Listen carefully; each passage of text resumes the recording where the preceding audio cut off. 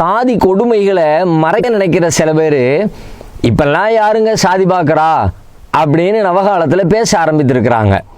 ஆனால் அவங்க எவ்வளவுதான் முழு பூசணியை சோத்தில் மறைக்க நினைச்சாலும் அவங்களையும் மீறி அன்றாடம் இந்த கொடுமைகள் நாட்டு மக்களுக்கு வெளிப்பட்டுக்கிட்டே தான் இருக்கிறது. இப்போ கடந்த வாரம் நடந்த 2 செய்திகள் பத்திரிகைகள் வந்துருந்துச்சு. திருவள்ளூர் மாவட்டம் கும்மிடிப்பூண்டி ஒன்றியத்தில் இருக்கிற நேமலூர் ஊராட்சி மன்ற தலைவியாக இருக்கிறது இருளல் இனத்தை சார்ந்த கோவிந்தம்மாள் அப்படிங்கிற ஒரு அம்மா.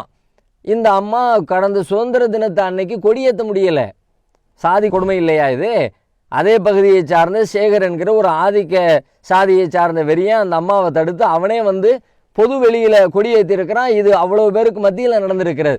இப்போ ஒரு ஊராட்சி மன்ற தலைவிக்கு அவர் வாழுகிற நாட்டில் சுதந்திர இந்தியாவில் அவர் மக்களால் தேர்வு செய்யப்பட்டு ஒரு பொறுப்பை மக்கள் பிரதிநிதியாக செயல்பட்டு கொண்டிருக்கிற ஒருத்தருக்கு ஒரு நாட்டில் கொடியேற்றுகிற சுதந்திர தின கொடியேற்றுகிற உரிமை மறுக்கப்படுகிறது என்று சொன்னால் இதை விட வேற என்ன கொடுமை அவர்களுக்கு இழைக்கப்பட வேணும்? இதை விட ஒரு பெரிய அவமானம் வேற என்ன இருக்க முடியும்?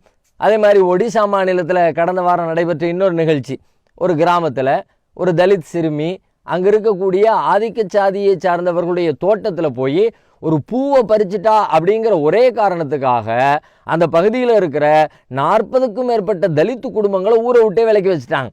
அவங்களுக்கு யாரும் கடைகளில் சாமான் கொடுக்கக்கூடாது, அவங்களுடைய தோட்டம் வயல்வெளிகளில் வேலை கொடுக்கக்கூடாது, ரேஷன் கடைகளில் கூட பொதுவான அரசுக்கு சொந்தமான ரேஷன் கடைகளில் கூட அவங்களுக்கு பொருள் விநியோகம் பண்ணக்கூடாது அப்படின்னு அந்த ஊர்க்காரங்கள்லாம் சேர்ந்து முடிவெடுத்து அவங்கள ஊரை விட்டு ஒதுக்கி வச்சிருக்கிறாங்கன்ற செய்தி வந்திருக்கிறது.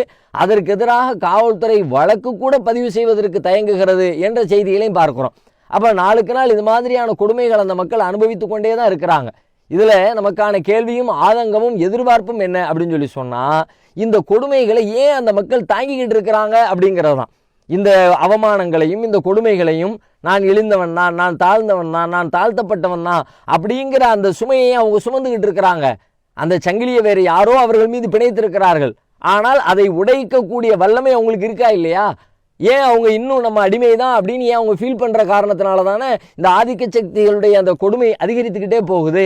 நாட்டில் எத்தனையோ மக்கள் இந்த மாதிரி அடிமை சங்கிலியால் பிணைக்கப்பட்டவர்கள், சாதி அடிப்படையில் கொடுமைப்படுத்தப்பட்டவர்கள், நான் இனிமேல் அந்த சாதியை சார்ந்தவன் இல்லை, நான் சுதந்திரமானவன், என்னை யாரும் அடிமைப்படுத்த முடியாது என்று அந்த அடிமை சங்கிலியை உடைச்செறிஞ்சிட்டு வெளியே இன்னைக்கு சுதந்திரமா கண்ணியமா கௌரவமா வாழலையா?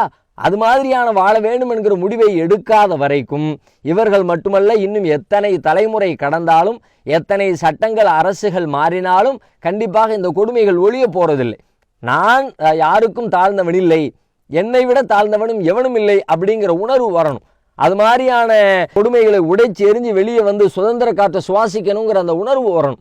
அதைத்தான் நாம் அந்த மக்களிடத்தில் எதிர்பார்க்கிறோம். அப்படிப்பட்ட முடிவை எடுக்காத வரைக்கும் இந்த கொடுமைகள் ஒரு நாளும் ஒழிய போவதில்லை.